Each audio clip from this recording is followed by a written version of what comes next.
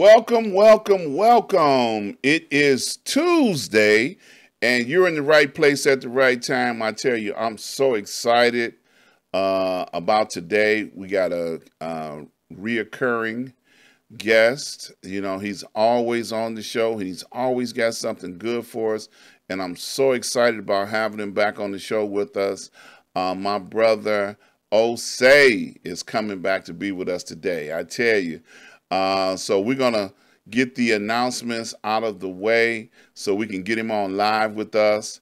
The first thing I like to do before I go any further is I like to give a shout out to Dr. Hunt. Dr. Hunt is my mentor and spiritual leader, and he has been with me for 30 plus years.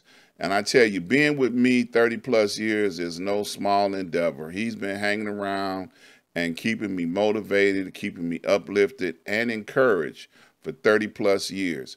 So I always like to say this: if you've got a spiritual leader or a mentor, please keep them lifted up in prayer, because it's no small endeavor to have somebody that prays for you, that looks out for you spiritually. And when you have one, you need to appreciate him. That's all I'm going to say about that. And I definitely appreciate him. He and I have been friends. Like I say, he's my mentor. And I tell you, I cannot talk about him enough. And I will continue to talk about him because he's all of that and a bag of chips, as they say. Okay? So now, let me jump over here. And I want to invite everybody to go over to my website, ask-dr-ron.com.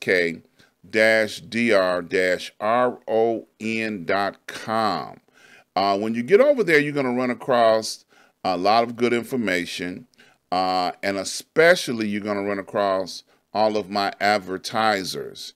Now, I have a few of my featured advertisers listed here: RRJ Webb, Sir Synergy, Port Again Sam, and Prince Hunter Financial Group. And I feature these for a very special reason, because these are the ones that help make it possible for us to do what we do here on the show. RRJ Webb, if you're interested in doing some things with the internet, he is the person to reach out to. Well, we all know about Sir Synergy. He is the host of the on the show today. He's on my my guest. He's not a host, but he's my guest today. But and we're going to let him talk about that as we move forward. Port Again Sam, if you like wine and spirits, you definitely want to reach out to him and talk to him about some of his wines that he brings in from all over the world. And I tell you, he's got a good inventory right now, because, you know, when he gets it in, it goes out as fast as it comes in. I was over there a couple of weeks ago, and I tell you, I got a chance to taste some of that cognac. Yeah, I like that yak. And it was fire. I'm telling y'all, y'all definitely want to call him up, click on the banner, go over there and check him out. And last but not least, Prince Hunter Financial Group. I have been working with them for almost a year now, and they have been offering up four free classes for anybody that reaches out to them, and you can get information and knowledge on how to trade the stock market and or the Forex market. So if you would like to know some more information about those things, what they are, how they work, and how you can make some money, reach out to him. And I promise you, your mind will open up, and you'll be able to make money doing some things that you didn't think you could make money doing. Well, like I said at the beginning of the show, my brother, he's returning. He's been here with us before. He has traveled from coast to coast and from country to country since the last time I saw him. I know he's got some great adventures to tell us about, and I'm just so excited about having him back on the show. My brother, Osei Andrews-Hutchinson. Welcome back, my brother. Dr. Ron, it is a pleasure and an honor to be here again with you.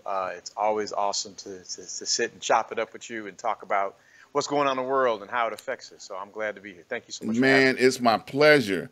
Now, the last time I talked to you, I know you were going somewhere, man. I don't, well, I mean, like Dubai, and then you dropped in over at Senegal, Nigeria. I don't know, man. You have to tell us your itinerary because I might miss Okay. a few places. Well, you got a good part of it, bro. Yeah. So, well, you mentioned. Thank you for the plug earlier for Synergy. Synergy Eco Solutions Enterprise. That's the business that I, along with some of my good pals and business partners, have started. It's a startup around clean and renewable energy. And Synergy comes from the root word of sese, which is an Ewe word from Ghana, West Africa, which means empowerment, which means power. So we say we want to empower our community, empower people with energy and the access to energy, because that's the name of the game. If you have energy, you can do anything. If you have the energy to light your home, to keep yourself warm or cold, to be able to move yourself, meaning transportation-wise, that gives you power. That gives you the ability to do things in the world. So that's what we're about. We're specifically focusing in solar and geothermal energy. And through one of my business partners who has been doing work in the business in the energy sector for at least 10 years now, and he's Ghanaian by origin, his family's Ghanaian. He has been doing business in West Africa with putting together what he called MiniGrids. And they just finished up actually completing the signing of an agreement with the Senegalese electrical utility. And so they were doing some training there for some of their engineers. And as we know, we're still in a pandemic. So some of the companies that are providing some of the equipment for them have kind of been a little tepid about sending their people out to do presentations and do training on their products and everything like that. So he kind of got me in the mix and said, hey, you're fluent in French, right? Why don't you come and help us work with these engineers so that they are on point and bring some context to it. So I was blessed and took advantage of the opportunity to be able to sit and talk and instruct some of the engineers. And these are some brilliant brothers, mostly brothers, like two sisters that I saw in the whole classroom, unfortunately. We touched about 40 or 50 of the engineers out of the national electrical utility there and talked to them about solar, about mini-grids, about implementing some of the things around maintenance and operations for those systems, and then really putting into context how this is changing the world, right? Because the reality is fossil fuels, it's been proven, scientists have shown us that it's been proven that fossil fuels are destroying the planet, and human beings have done more to destroy the planet over the past 200 years since industrialization than anything else in the world. So we got to get rid of that. In addition, we're at the peak level. We're all down here from here as far as the amount of oil and coal and all that even exists in the world. So we need to be talking about moving to clean and renewable energy sources. In addition, actually, as a result of that, the concept of having these large centralized power plants is going by the wayside, right? Because it doesn't make any sense anymore burning all this stuff and then trying to send it off all these transmission lines and all that. So what they're looking at is how do we make smaller pockets of energy production sources and then be able to maybe even reach some of these remote areas that have never had access, have never been on the grid, so to speak, right? But be able to give them the power, the energy to do the things that we have, and in the United States, unfortunately, have become so accustomed to having. We've become spoiled, if you will. When we flip that switch, that light's gonna come on. I'm assuming the bill's been paid, right? But we know that we flip that switch, that light's coming on. Where that's not the reality for almost 5 billion people in the world. So how do we make these modern conveniences which allow us to do so much more? Imagine a world where you couldn't have light at night. Can you imagine that? I mean, okay, today it's going to get dark around 8:30, 9 o'clock, but in the wintertime, when it gets dark at 4:30 and you don't have light again until 5 a.m., what are you going to do? Unless you're going to burn candles. So my point being is that here you got an opportunity to provide energy sources to communities that maybe never have had it in that way. And so we were able to show the Senegalese folks that, hey, y'all are really on the cutting edge of this because you're providing it in a way that, unfortunately, the rest of the world really hasn't gotten yet. Yeah. People talking about it in some places, they really haven't gotten. So it was a blessing to be there with these engineers, these bright young engineers from the national utility there. I got a chance to see a part of the world I'd never seen. I'd never been to Senegal. Awesome, beautiful country. I was actually there at the beginning of Ramadan. That's when I came back from the second time being there. So that was interesting to be in that situation. I've never been in a Muslim country during that time. So I got a chance to see a little bit of that. Got a chance to see Dakar. I always heard about Dakar, never had a chance to see it. And that was an awesome experience. I also did go to Dubai, as you mentioned, in between going to Senegal twice. And that was interesting in a whole different way. And that was a part of a thing called Afrozone, where and it's something I never knew about, Dr. Ron. Apparently, I guess I'm getting old, some of these young folks across the African diaspora are coming together around this concept of called Afro beats or Afro pop. Okay. And are coming together and having parties around the world and bringing in all these notable musicians and entertainers. And so here I am. And so my wife and I were able to go to Dubai and be a part of this thing where literally African people of African descent from all over the world basically descended on Dubai to come and hang out in Dubai, to have a party in the middle of the desert. Wow. In Dubai, right? And they were playing all this Afro beats music, which I've been on since like 2012, 2013, but I didn't know it had developed so much. And here it is, the sister who's running the piece, Lady, oh my God, what is Lady, not Lady Day, but Lady E. She's a personality on Power 92. And she lives around the corner from me, man. And I got to go all the way to Dubai to meet her. And she's running this whole, I'm like, man, I didn't know nothing about this. And then one of the DJs is also here on the South Side. So I'm like, okay, all right. So I got to get up on this. I'm obviously behind the times. Right. But it was an awesome thing to see and hear, to see all these people of African descent from all over the world here convening in Dubai. Now, my only reservation was why couldn't we do that in Accra, or why couldn't we do that in Ghana, in Dakar, or Cape Town, or Nairobi? You know, and they do that as well. But that's how I got introduced to it. As a result, I got a chance to see Dubai. I've always heard about it, and to see this city built out of the dust, out of the sand, right? And it really was a testament to, and someone actually did an interview with a sister for a radio station out of Lagos, and she's like, "What do you have to tell world African leaders about what you see here?" I said, "Well, wow, this is an opportunity to see when you have resources, right? And let's be honest, Africa has resources." Right. But it's just not being managed well. We haven't done well as African people over time to manage that and to really own that and say, okay, if this is value to you, then you need to show us something in return if you want this stuff. Unfortunately, De Beers is still stealing diamonds out. Those are the real blood diamonds, right? And all these other minerals, gold, uranium, chromium, coltan, and we don't control hardly any of that as an African people. But if you have those resources, you have the resources, which they have in Dubai, which is oil. That's what they started with. Now they got all kind of other stuff because they got property now because they've made property valuable. They made the sand valuable. Yeah. And then you have what's called political will. You have the will to say, okay, now that we got these resources, how can we use that to reshape the world in the image we want to see? And when you look around Dubai, you're like, wow, look at all this stuff they did. They made all these, I mean, just the architecture, just the skyline alone is amazing to see, because they said, let's just blow this out the box. Right. And that was really what was fascinating about it. And again, a lesson for us is when we have access to resources, let's not just go, don't sell ourselves out. Don't sell ourselves, right? Remember we were talking about reparations here in Chicago, and some city council person said, yeah, I want my 40 acres in a Lexus.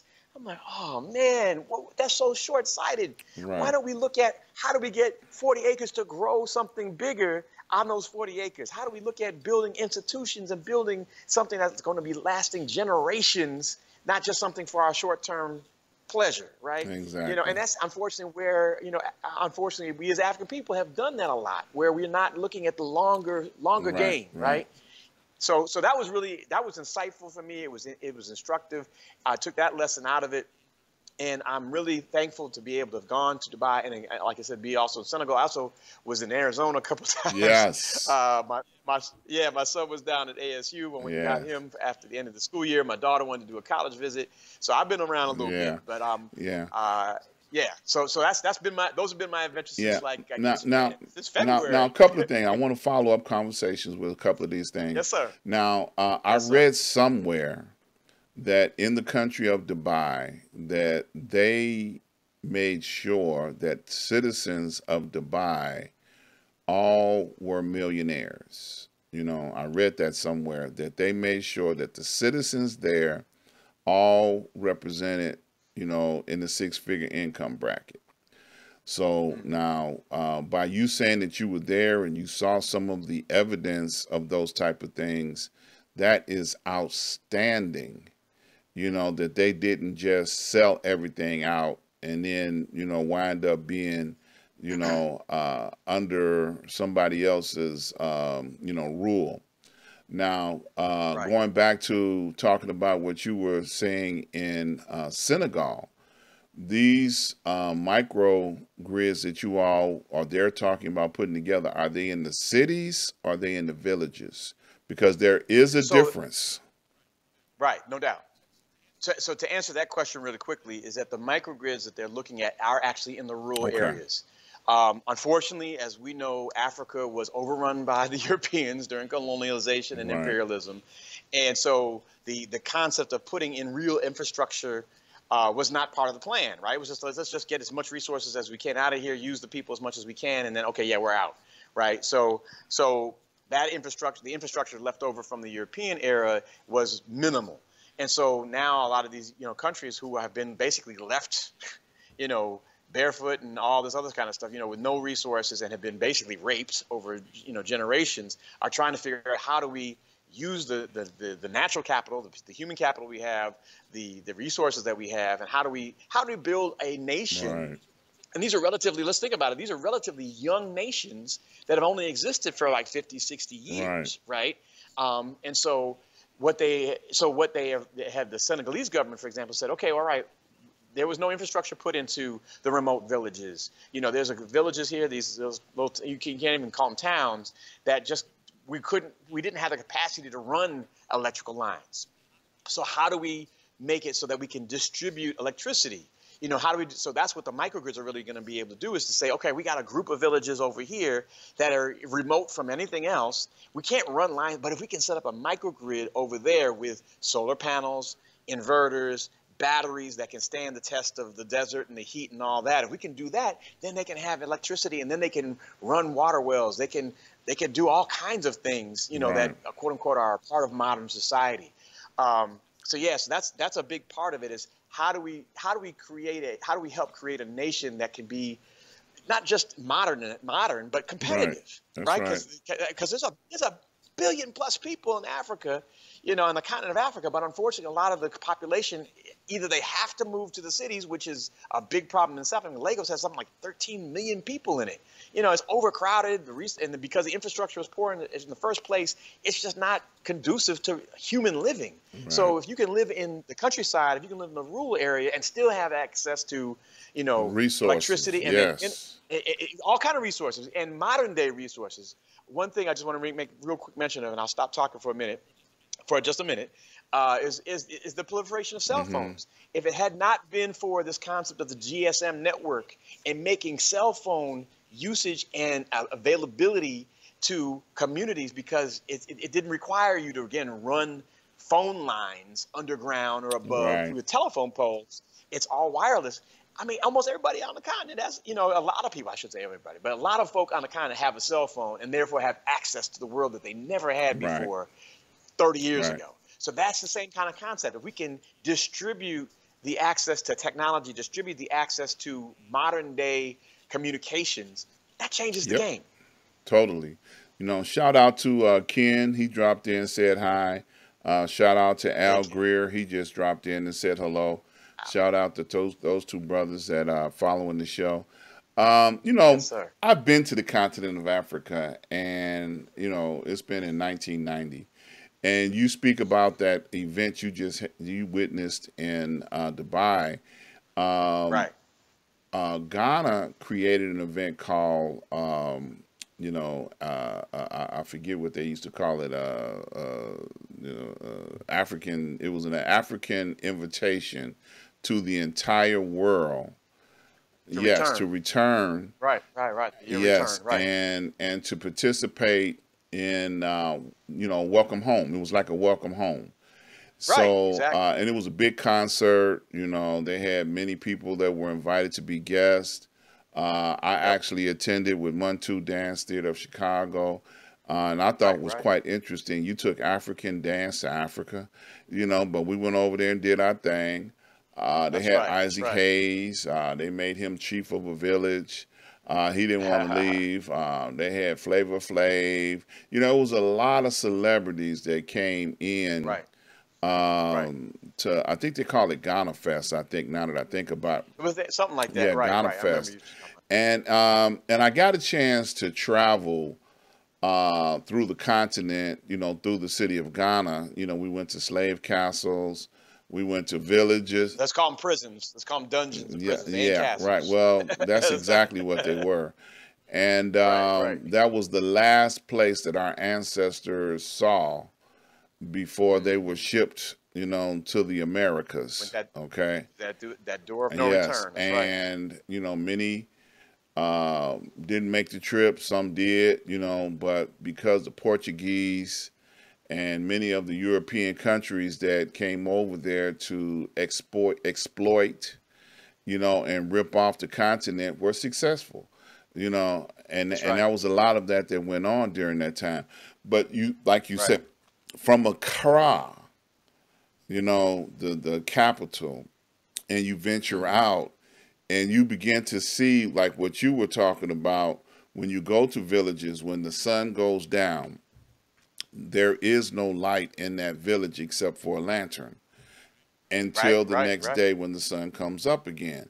You know, so I That's have right. seen that and I understand, you know, what I saw was like, wow, that's deep, you know, Right. and then have to come back to the United States and, you know, flip a switch and the lights work every time.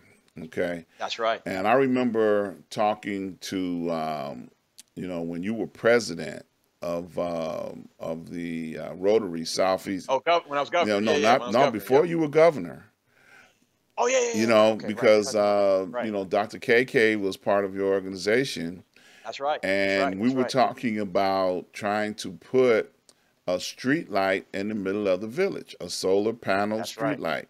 That's right. You That's right. know, and unfortunately, Dr. KK, I'm finna throw him under the bus.